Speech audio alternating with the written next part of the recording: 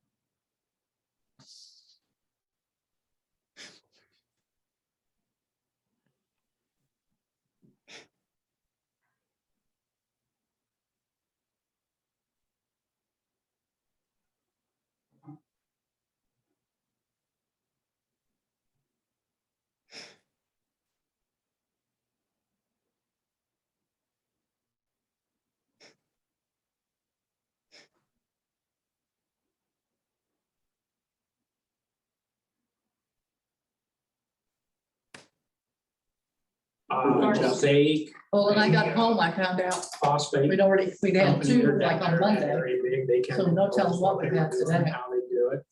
Different That's okay. things. You like sugar too? Four. I lined up. That's a good bid. Fellas, Art is. Well, Make Nice. So if anybody does that are good.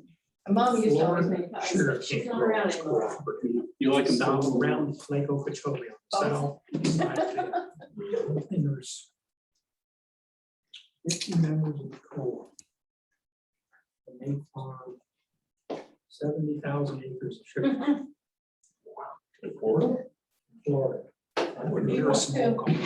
So you're and move it or can I take remote? They own their own processing equipment, the washer, harvesting equipment, refuse. This one is the one I do. They all pay the same. This one we're doing that.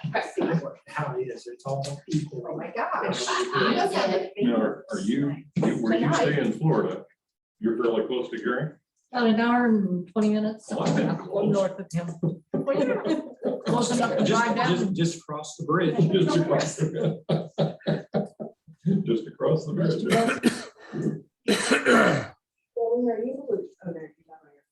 Okay. No, I'm not. I'm sorry.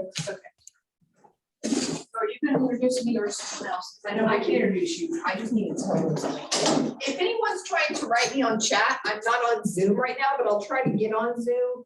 But I can't see your chat, so anyways. This is gonna be Teresa Bowlby. She's gonna be talking about bringing in the bees with pollinator habitats. I can't wait to hear about it because I know you guys have some pollinator habitats out there at your place. And so what are you nowadays? Silver. Silver Master Gardener. When did you take the class? 2019. Awesome. Well, I'm just glad to be your friend. So I can't wait to hear about your pollinators. So here you go. Okay, so, you guys, just FYI, this is kind of geared towards the youth. Because our intention was to get this into, as many schools as we could, so I can either speak real quickly about it, or I can just pass right over it. So the first thing that now it's not working. You saw me do it. I got you. Thank you. So the first thing we talked about is what is pollen. You guys all know what pollen is. You can see. There it goes. Did it? Yeah, that's what pollen looks like. You know, this is totally off the cuff, but you just add a few things to it and it could be the coronavirus. Yeah. So, and this is what pollen looks like on bees really close up. So they fly around, and when they're flying around getting their nectar, they get pollen on to their body, stuff all over their body, and then they go to the next thing, and that's actually how pollination works.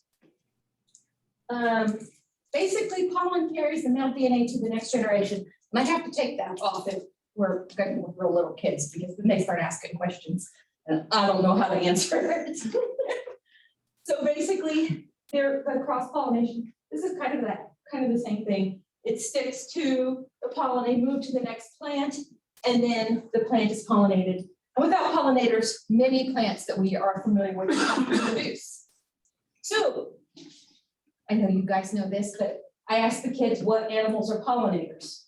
So bees, butterflies, hummingbirds, wasps, beetles, moths.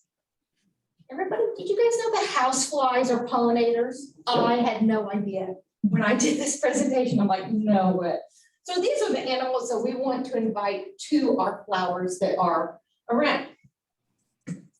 So pollinators are so important because an estimated 30,000 species require animal pollination. Now that's not counting wind pollination, water pollination, all that kind of stuff. That's just animal pollination.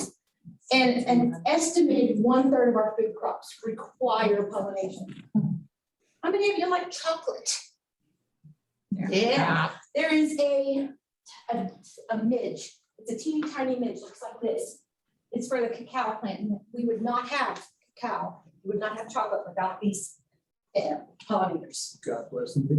Exactly. So what's happening to them? Well, we pretty much know what's happening. Habitat loss, pesticide use, parasites, and diseases. So what can we do to help? We need to provide things, and part of this talk is a continuation of, what was her name? Cora Lee, last episode, my wife's speaking, last meeting about, that these are all leaving and we're having trouble with pollinators and they really need our help. So what can we do to help them? And I think she said the same thing. We need to provide food, shelter, water, and a resting place. And how do we do that? Well, we plant flowers and grasses. But what's really important is the kind of flowers and grasses that we plant. You guys know that, I'm not going to do that. One of the places that we're talking about is choosing a pollinator habitat is you want to do marginal strips like medians, different little parking strips, use land that doesn't really get anything. One of my, I even said it last week when we went to Indianapolis for whatever reason, I would love to see all of the places around the exits and entrances to the highways with pollinators in them. It would be so much less work for the county and city and state if they had pollinator patches there. And you want to consider planting at home too. It's less mowing and it's to beautify your area too. I think, well, a lot of you, not everybody knows, but Steve and I have 2 large pollinator patches at home. And part of this talk will definitely tell you what we learned from it. So, okay. I'm sorry, I didn't mean to look at it. No, you're fine. Next one. Okay. The most important part of doing a pollinator patch is preparation. You need to clear the area of existing vegetation, and you need to reduce the weed seed in the soil, because we all know there's weed seed in the soil. So remove the plant debris and create a smooth surface. So that's pretty much the main things, and then we'll talk about different ways to do that.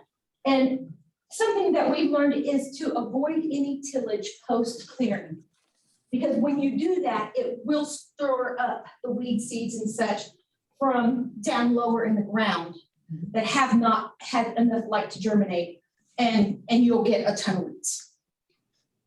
So there's a couple, 3 ways you can do this. Yeah, I don't know how, why. Solarization. This is what we're using with the junior master gardeners over at the cabin. We laid out a big piece of plastic and we put it weighted down with rocks, and it's over there, and it has been solarizing all summer. And so when it comes off, it looks like that, or well, that's what it looks like. So basically what you do is you take the you take a rake and just clean all that off. This works really well for large areas. This is what Steve and I did for both of our, no, actually we did it for one. This is the way we did the second one. We used broad spectrum herbicides. It can be a low cost, low labor method of site prep if you're comfortable using them. It does take several rounds of application, and make sure you do that, because we had a couple places in our second one that we did with the herbicide that needs to have some more. It's still got grass growing in it. So that's more beneficial. And as we always say, read and follow label directions. The third way of preparing the seed bed is sod removal. Now this is a labor intensive, and I would not recommend it for large areas. But if you have a little small area, you can do that. And then you want to choose native plants. Now, somewhere in my notes here, it talks about which plants these are. Now, I know the first one. Aster. Yeah, aster, because I planted some asters for the monarchs. Let me see, hold on. I usually do this without the notes. But I want to tell you guys, yeah, a world milkweed and a tick seed sunflower are those guys. So, so you want to definitely choose native plants that will attract pollinators. You also want to choose flowers that plant throughout the year. And you guys know this, but I'll say it anyway. This provides a continuous source of food for the pollinators. So not just during one time. So we've got wild stonecrop, spiderwort, of course, royal catchfly, zigzag, coneflower, and goldenrod. Okay, whatever. I know those are what I put on there. So that's, you want to make sure they have food all year. You also want to provide a variety of flower colors and shapes because not all of the pollinators have the same mechanism for getting the nectar. So you want to do like this is blazing star, devil's skullcap, columbine, lizard's tail, which I thought was really funky looking, and autumn sneezeweed. So they help, like I said, attract the different pollinators. Purdue, you guys all are familiar with this, I'm sure. Purdue Extension Publication PL06. It is a great source of information. It lists all the native plants that attract pollinators, basically when they bloom, how long, the soil conditions, all that information is right there. So you can choose. If you have a small place that you want to put, and like I think the Coralie said, even a pot is good. It'll help the pollinators. So, so you can pick and choose whatever kind you want. Since monarch butterflies live in our area, consider planting milkweed so the caterpillars can have their food. And this is you guys know milkweed. There's an egg on the milkweed and there's a caterpillar. It's best to get seeds from a company nearby or in the same hardiness zone as we are. And this even might be not current, because I think they changed it recently. And you want to plant the seeds according to the rate recommended by the supplier. Unless you're me, then you throw a little extra in there. So you've got your bed all cleaned off. Haven't tilled it after it was tilled. You want to plant your seeds between October and December. So it might be a little late to do it this year, depending on how you do with the planting, with getting that cleared off. But between October and December, and the reason why you want to do it then is because there will be winter upheaval. So the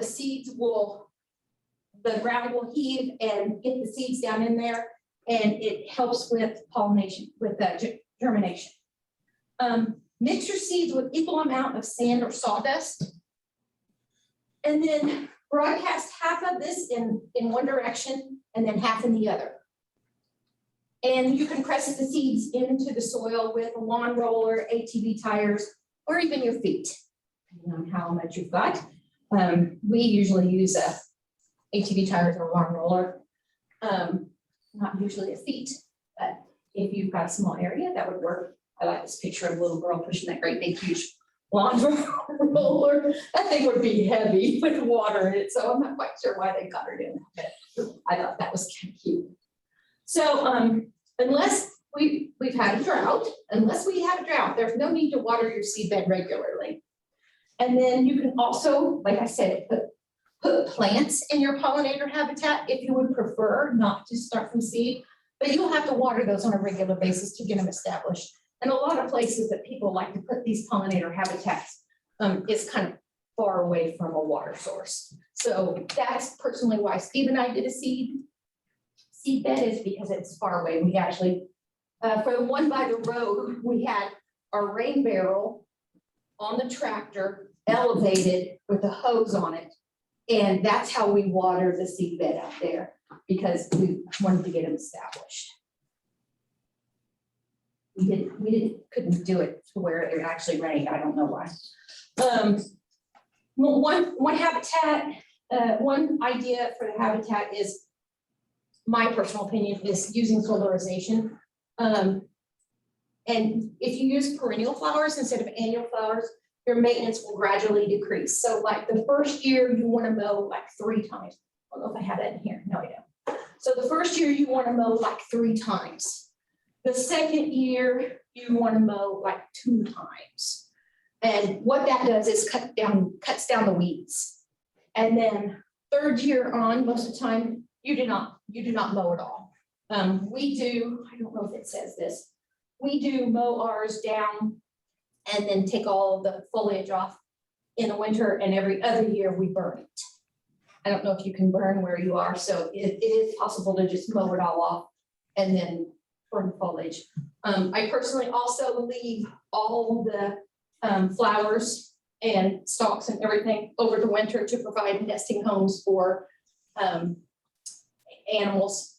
And it does increase your wildlife. Something I've not said before in one of these talks is this spring, before we cut it all off and started growing again, there were birds outside, like birds of prey, diving down into the pollinator patch. So I'm sure they were getting mice or whatever they could in there. So it does increase the amount of wildlife that you have in your area. Other birds. So how can you help? Plant pollinator plants at home. Put pictures of your pollinator habitat on Facebook and Instagram and share your knowledge with others. Do you guys have any questions? I do. Okay. Do you prefer the method with putting the plastic on it as That is my- opposed to the herbicide? Yeah, And- that is my preference. And I had a question on breaking that off when it dies. If you do that by hand, or you have a tractor that breaks it off? We did it by hand. Okay, that was what I was Yeah. wondering. Yep, did it by hand, put all the junk in the bucket and took it to the burn. I was wondering if you put the herbicides on, do they mess with the germination of the new seeds No. that would come in? No, not if you use Roundup. You have to Okay. wait. You have to wait so 2 long, but I weeks, I think think. Roundup is only effective on, The label. But you should Right. wait 2 weeks usually. It says on the label. Yeah. 2 weeks. Roundup, once it hits the dirt, it's done. It Yeah. doesn't do any more damage. It has to be on the plant. so, and if you use Roundup, it would look just like that one picture did, where you can see all the, yeah, dead grass right here. It looked just like that. So solarization and Roundup do the same thing. They just kill everything and then you clean it off. Don't till it. That was our first, we have 3 of them. One of them is behind the barn and not very good at all. As a matter of fact, it just has a few coneflowers come up every year. But the other 2 are much better. And that one we did, I spent a lot of time tilling that. That was a mistake. Why do you not want to till it?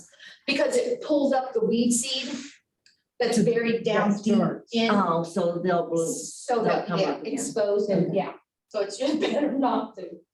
Any other questions? Okay. There's one thing that I didn't say on here, talking about choosing the plants. There are places, I must have taken seed companies that you can get that have a mixture of seeds. So they do have the seeds like that will get you basically through the whole year, or maybe a couple of them. And they're definitely for the Midwest. So that kind of helps because you got all those plants to choose from, but it gets kind of overwhelming if you're saying, well, I want some of this and I want some of this and I want some of this. And you can get some different, there's 3 or 4 different companies that I know of. Don't you buy a prairie mix or Yeah, something I do like- buy a prairie mix. And that helps. What zone are we? 5B or 6A, depending on. We're 6A now, aren't we? I think we're Six A. I think we're 6A now. Yes, because this is, I think you have a 2005. Okay, good. So I need to update that map. Yeah, we changed zones. We're in a, we're in a. And we're in 6A now. Okay. Warming up. Yep, warming up. Okay, does anybody have any other questions? So I have a question. So you said you have 3, Yeah. and the first one is the one you tilled, and that's when you learned from it. Okay, and so the next 2, you literally just put seeds out? No, we did the solarization. Oh, solarization, but then you put the seeds out and you didn't put Right. plants and they're doing No. well? Yes. Rate it with a hand rake. Right. And then so you Yeah. can touch this. That's So right. it'll- Awesome. How do you know then how to weed it when there's so many different types of seeds? Or do you not? Don't. I don't, we don't. We did weed it once because we had an infestation of mare's tail. And actually asked Roy whether or not that seed was something that we need, that plant was something that we need. And he said, no. So we went through and cut them all, just the seed heads off. And got rid of those. But typically the mowing is what helps control the weeds. Okay. So after the first 3 years or so, it'll be enough flowers. I mean, I don't know if you saw our flowers this year, but it's full. Some of you guys were there and saw. It's tons of flowers and they go for a while. So once you get. So Teresa, Yes, it's Mary Ann. So, when are you mowing, early in the spring? Or in the winter, late spring, late spring? before it starts off, I mean, spring, when it starts coming up, we mow so that the new stuff can go through and it gets rid of the old stuff, but we keep the old stuff there over the winter for cover, for shelter. Question, another question? I had a question about the seeds. We had somebody ask us at the fair, and they were looking for a large quantity of wildflower seeds for pollinators. And can you find those? Mhm, You just find them absolutely. online or? Yep, you sure can. There are at least 3 different places that I know. Usually either go with Prairie, Moon, or there's another one, I can't remember now the name of it, but you guys would be all familiar with the name if I said it. But yeah, it actually has like 10-pound, 5-pound, it even figures it for you by the acre. Okay. So if you're doing acres of it, it can tell you how much seed to buy. Teresa, Yes. it's prairiemoonnursery.com and prairienursery.com. Those are the 2 that I've ordered from. Okay. And they do exactly what you said. They pack the seeds, sunny, shade, sunny, all that fragrant. And they show you how to set up gardens for pollinators. That's what they do. is, Okay. The natural flowers that are pollinators for pollinators. That's what their nursery is all about. Awesome, thank you. And that's one thing you do want to make sure, because if they don't happen to be from here, you want to make sure that there aren't any invasives in it, because we found out that there was some Dame's rocket, Yes. yeah, in one of the mixes. So you need to look out for that too. Make sure you don't get that in your mix. Okay, any other questions? All right, thank you guys. I appreciate it. Thank you.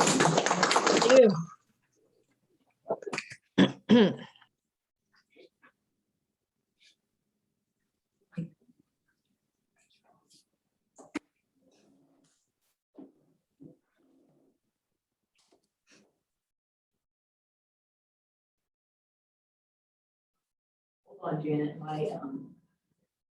here it is. I lose my mouse sometimes, so I gotta start yours.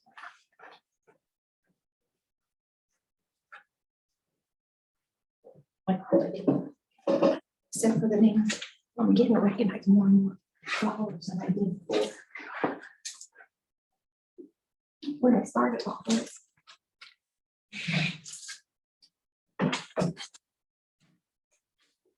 Okay. Push this to see.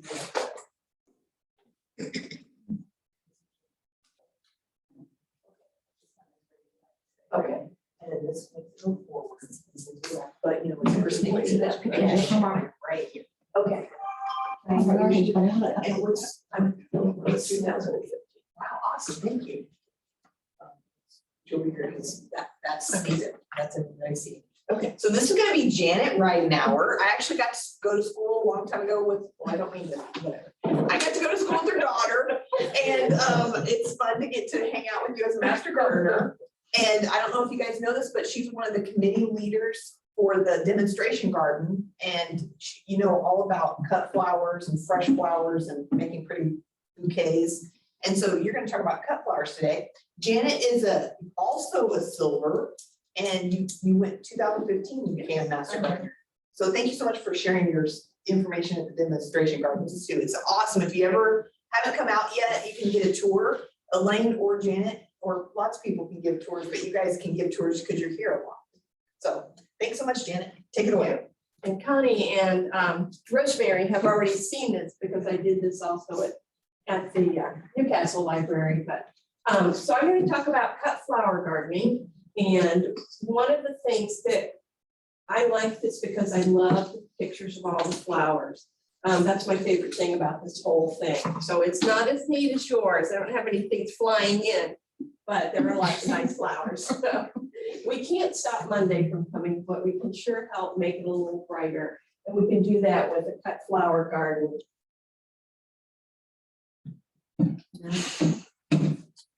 Well, if it doesn't work, I can do it for you. You ready? You want me to? Yeah, go ahead. So when you get started, you can have a cut flower garden of any size. It can be as small or as large as you want it.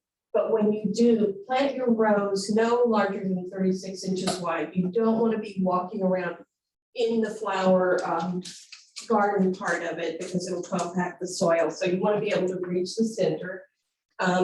Almost every flower, well, really every flower that you're going to plant for a cut flower garden is going to be a sunflower. So you want at least 7 hours of sun daily. For a backyard cutting garden, there are 3 things you want to think about. You want to maximize your production, minimize your maintenance, that's always a big thing, and you want to grow flowers that look great together in a vase. Okay. Oh, wait, whoops. What do you guys- what's the plan? Okay, so you want to use good soil or compost to maximize your space, and this is especially if you're doing it in your backyard. If you're not out in the country and have a big area, you can use containers, you can do raised beds, you can do trellises, and like I said, it can be as big or as small as you want it to be.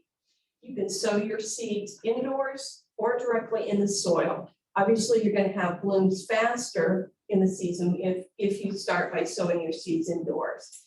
And one of the things that everything I read about them said, growing a row or 2 of flowers in your vegetable garden. And I know a lot of us have vegetable gardens, and Connie does this a lot.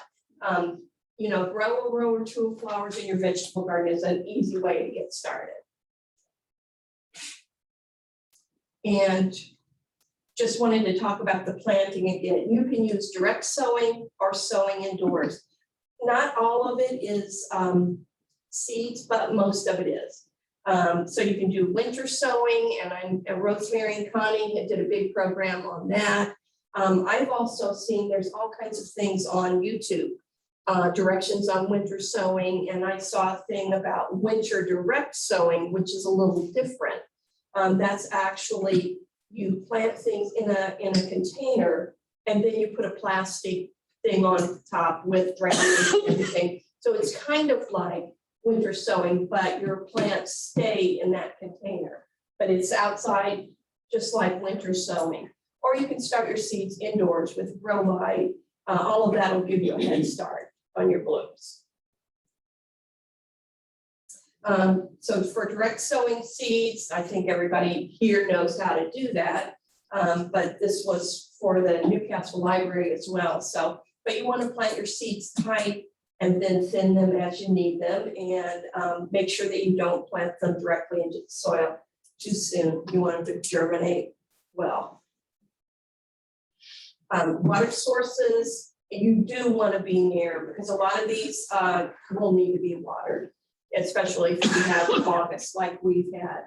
So a hose or a watering can, whatever you want, but you want to be near your water source so you're not toting water all over.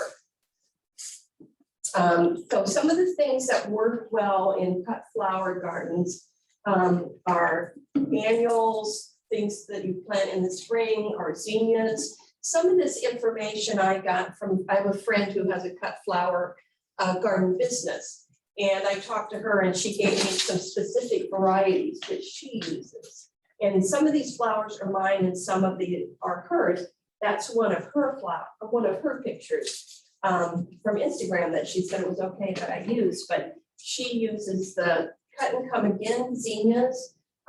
She uses different varieties, but that's one of her favorites. And if you are gonna do zinnias for cut flowers, you wanna remove the lower leaves, so a lot of times they will get the powdery mildew, but if you take those off, they won't. Snapdragons, the bells of Ireland, she has snapdragons even now.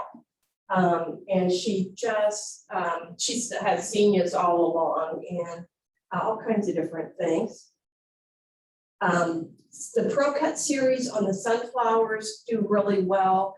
And one of the things that you can do for a lot of the cut flower garden is succession planting, but especially sunflowers. You can plant those every 2 weeks if you want. I know even places that do sunflower mazes do that. Tunnels has planted, I think, 3 different plantings this year so that they can keep that going. But so the Pro Cut series is good. They're not too big, they're a nice size, but you get lots of sunflowers on each plant. Straw flowers, she uses lots of straw flowers, snapdragons, and the celosia that she uses is a specific kind, and I don't know the exact name of it, but it's a very feathery kind. Some of them are just like little blooms, but this one's a little different. Dahlias are wonderful in cut flower gardens. The bells of Ireland that I just pointed out, I had never seen before, but they're really pretty. It's a pretty green part. Gomphrena is very good. This is Gomphrena. I think everybody's familiar with that.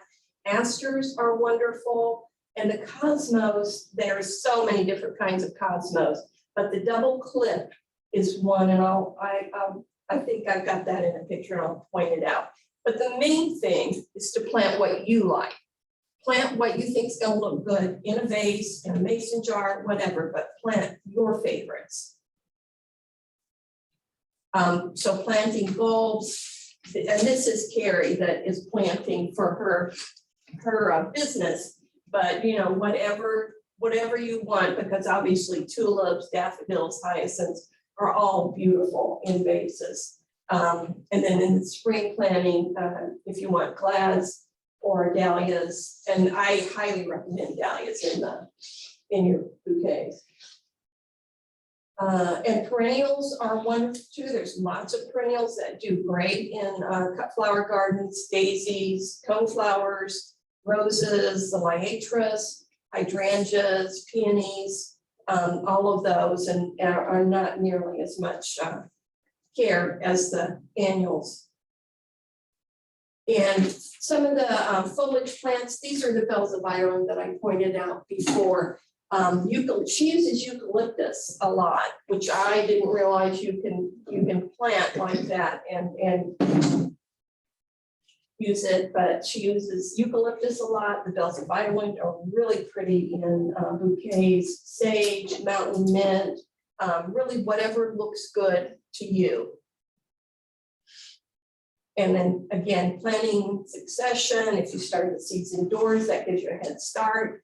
And then you can sow seeds every 3 or 4 weeks, and all season you'll have flowers for your bouquets. And a lot of those things, obviously the things that get tall, you need to keep them straight with either netting. And I think that is the easiest if you have a big patch, is the netting, but posts with strings, if you want to stake things up, a lot of that depends on the size of your flower garden. Snapdragons, you know, cosmos, all of those kind of things kind of tend to lean over. So if you keep them straight, they're going to do a lot better in the vases. And then to pick your flowers, just be sure you use clean vases, jars, buckets, whatever. Just be sure that they're clean. And harvest during the coolest part of the day, either early morning or late evening. Pick the blooms before they're fully open so that you get to maximize your bloom time. You place your stems in cool, clean water. Take the lower leaves off, let them rest out of the sun, so don't let them sit in the sun. in a cool spot and then recut it. I think you let them sit for at least an hour. And then if you recut them on an angle, and then you can arrange your flowers. Again, this is one, and this is one of the double click cosmos. And you can see how much fuller they are, those particular cosmos. And this was just maybe a couple of weeks ago. So still lots of, she still had lots of snapdragons, planting those in succession. And so anyway, that's it. Just enjoy. Anybody have any questions?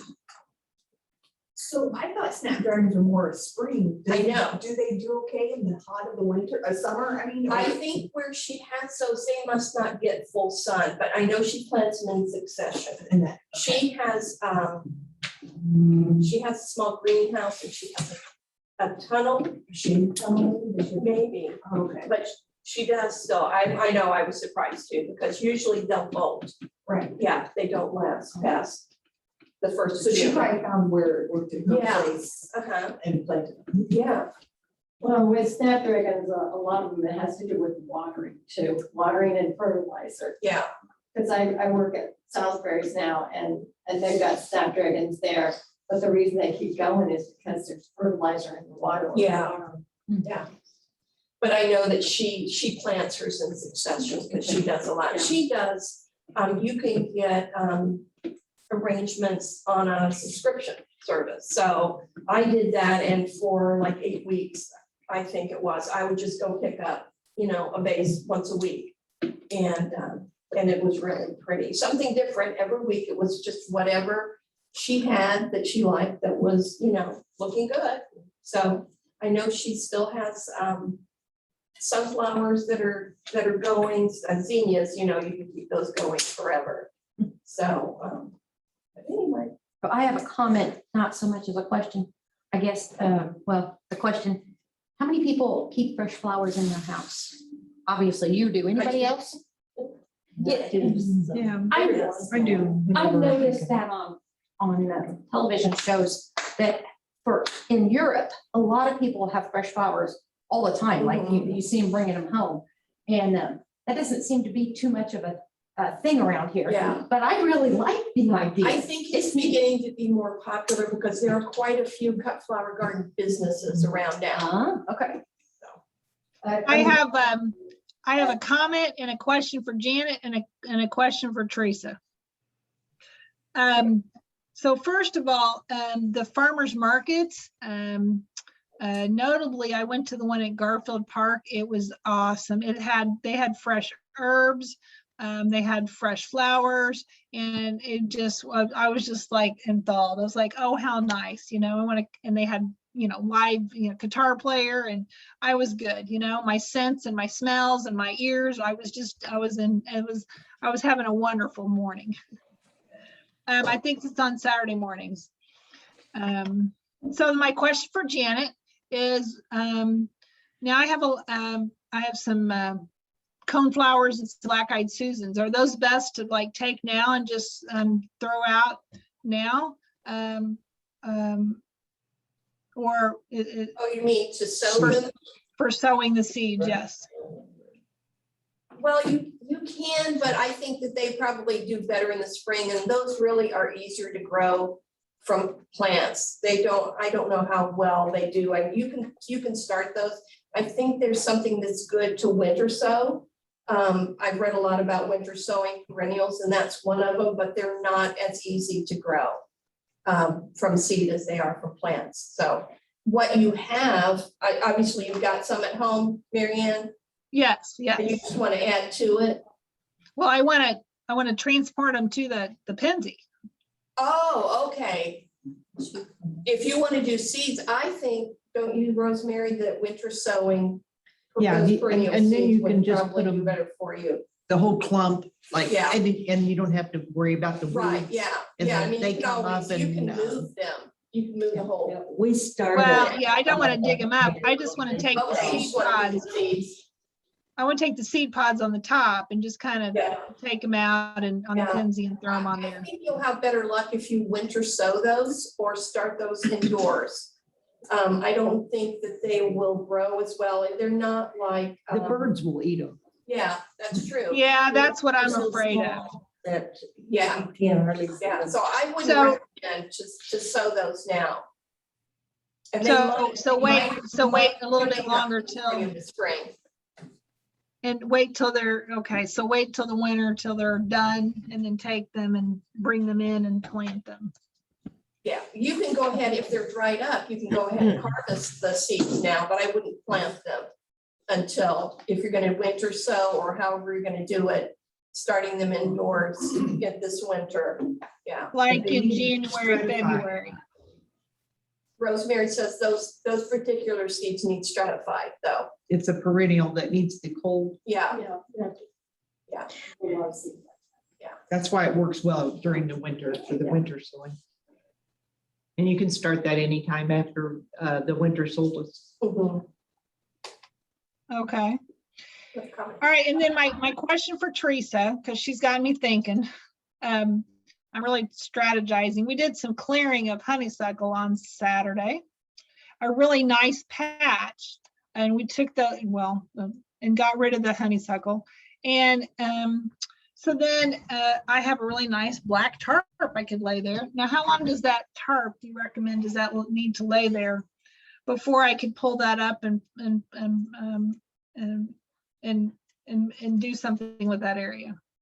That's really a good thing that I should probably add to my presentation.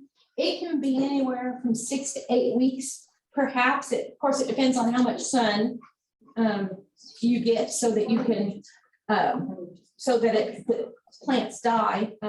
I usually just try to do it a little ahead of time so that I know everything's going to be good and dead. I would say 8 weeks should do it. Okay, very good. Thank you. Now, Darlene, you had something? I just had one comment. If you go to Newfields, the art museum, they have a cutting garden there. And they did cutting gardens. The history of Newfields is Hugh Landon, when he built the estate there, his daughters liked cutting flowers, and they had a whole area that was for their cutting garden. So they did that way back then. This is in 1913. Nice. So I have a comment. When Peggy and I sat over at the farmer's market to send customers over, there was a lady there who had buckets and buckets of cut flowers. And she did not stop making arrangements the whole time we was there. I know. It was just one right after the other.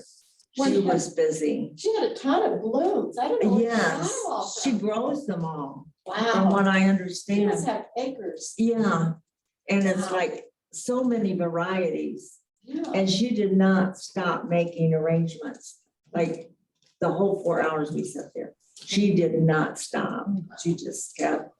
She is known as the garlic lady Oh, at the farmer's market. Herbs and a lot of stuff like that also. okay. She's Janet, really good. is there anything you put in the water in the arrangements? Do you put fertilizer, just plain water? Any advice for that? No, just cool, clean water. Cool, clean water. Okay, cool. Thank you. I have a question for Janet. What's the eucalyptus leaves look like? What is eucalyptus, is it look like the? It looks like the dried eucalyptus, but So it's you can fresh. grow them here? You can Yes, grow you them? can. Yeah, I was surprised at that too, but you can. She uses it a lot and it's really pretty in arrangements. Cool, thank you. Does it smell like eucalyptus? It doesn't smell as strong as the dried eucalyptus.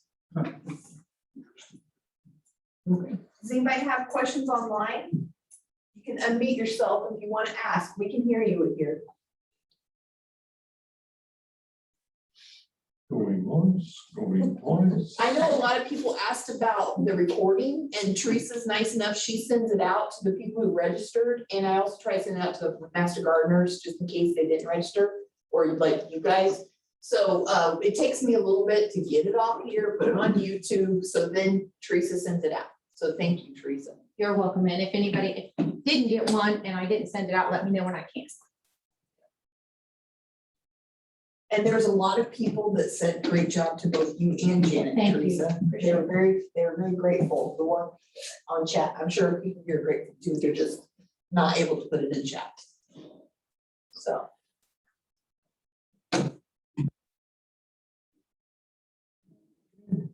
Anything else?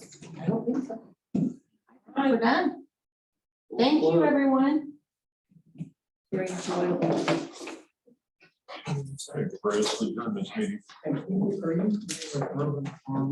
There are, I we're have here, been there. Teresa Roush, name tag, Emily Snyder, Caitlin Jamison, and Larry Robertson. You have things here at the extension. Thank you. No, I was just in their store. Oh, you were, okay. We got to take it to her. It was actually with T Carrot, which is. Okay, I adjourn the meeting. You can sign off now. Thanks. It's basically, it's basically. I can say you have the brownies, but you're too far away. It's basically that, They would have known, they'd known they would be here. And it's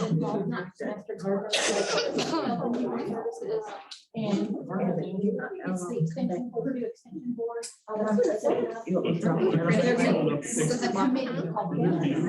Those are starting.